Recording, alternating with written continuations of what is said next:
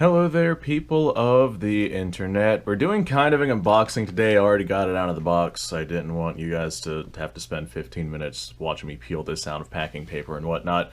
But I decided to go out and get myself a sporterized Lee Enfield. This one right here is a No1Mk3. Although whenever they're sporterized, it doesn't really matter what kind of Lee Enfield that you got.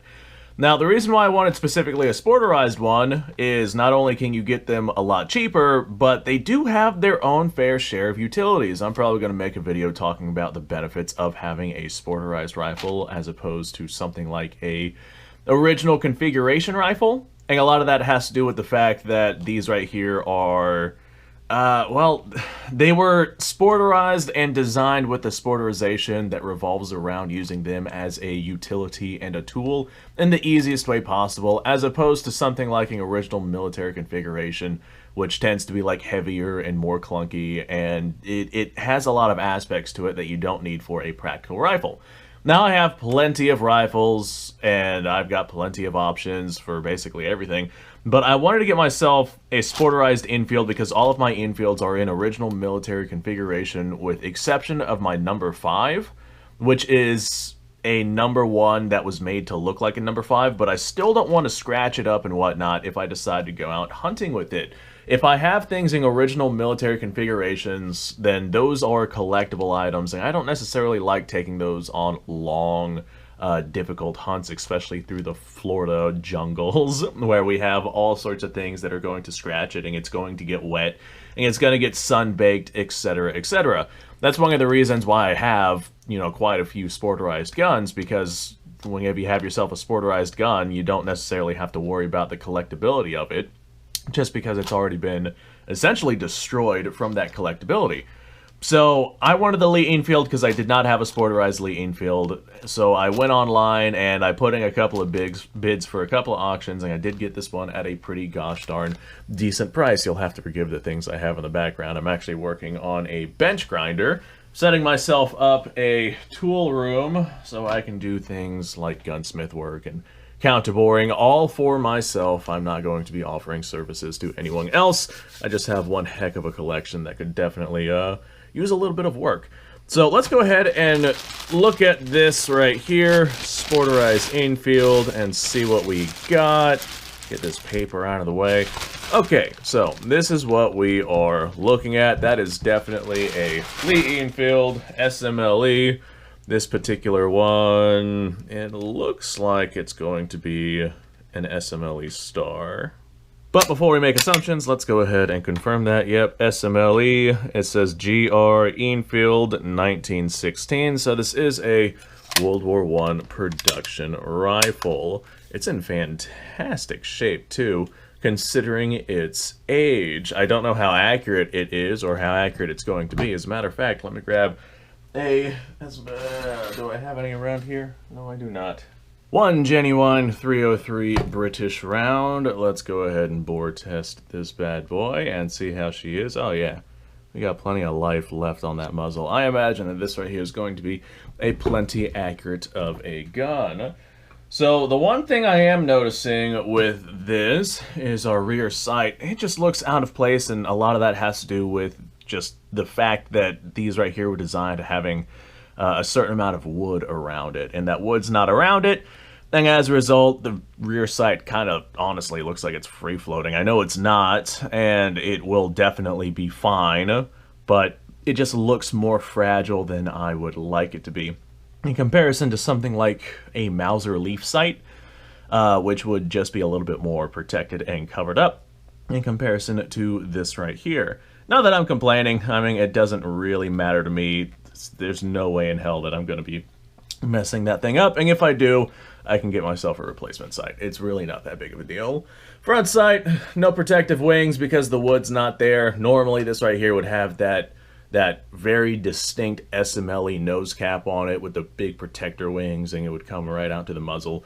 I don't intend to unsporterize this thing, even though I did get it at a pretty gosh darn good deal. And I could unsporterize it by getting like a drill purpose rifle or something like that.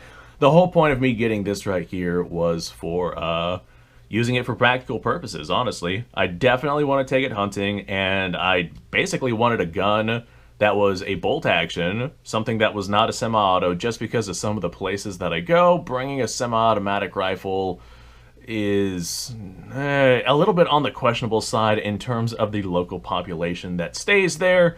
So I'm just going to go ahead and leave it at that. You guys can fill in whatever blanks it is that you want. I wanted a bolt action. I wanted something with 10 rounds. I wanted a full power rifle.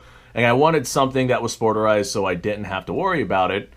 And I'm going to be taking this hunting and camping and doing, like, if I'm going out to do something, I'm probably going to bring this right here. I was bringing, for the longest time, my normal go-to was my Yugoslavian Mauser. And it's great. 8mm Mauser works fantastic on basically everything that I've used it on. But the Yugoslavian Mauser I have is not sporterized, and it's pretty gosh darn heavy compared to this right here. It's only got a 5-shot magazine, and having more ammunition would have come in handy multiple times while I've been out. It's just one of those things where having something like this would have been a better option. So I decided to go out and get myself something like this. So we already saw the markings, we saw the year of production. If we look at our barrel and receiver band right here, we can see serial numbers, and we can see if I look on the bolt, she is not a matching bolt, which is fine. I don't care about that. We got a whole bunch of markings right here. I see the 2.222 inch, and I think that is the length of the case. I could be wrong about that. I see proof marks, GR under a crown. I see more military proof marks. I see all sorts of stuff right here. And this right here, that's kind of hard to make out what that is, but we're going to go with more proof marks. So this right here is definitely just the run-of-the-mill No1Mk3 that has been sporterized, and that's kind of exactly what I was looking for. So I don't think I have much else to add to this. The bore on this seems to have plenty of life left in it. Unless we have some kind of bulge with the barrel, I'm sure that we'll get fairly decent accuracy out of this thing. I don't really shoot past 100 yards if I'm out in a hunting scenario or something like that, so I don't much... well, it doesn't have to be like a sub-MOA rifle is what I'm trying to get at. Anyway, thanks for watching. Appreciate your time. Like, subscribe, share. Description below has a link to all sorts of stuff. Go check it out. You guys go off, have yourself a fantastic day. I'll see you on the next episode.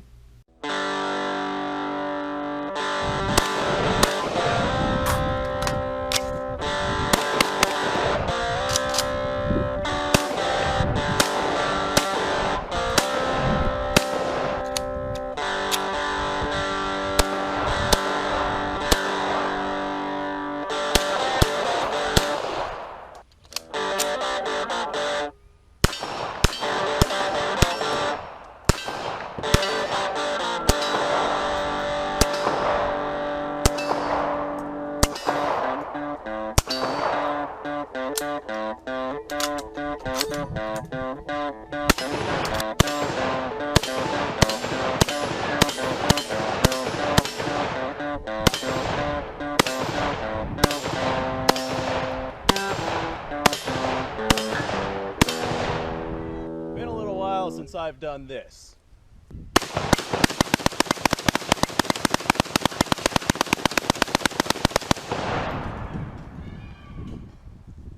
Bonnie and Clyde be damned. The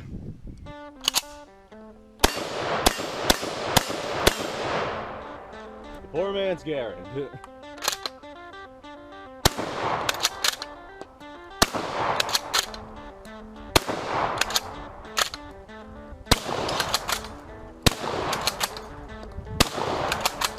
It's a shame that bolt-action shotguns aren't more mainstream.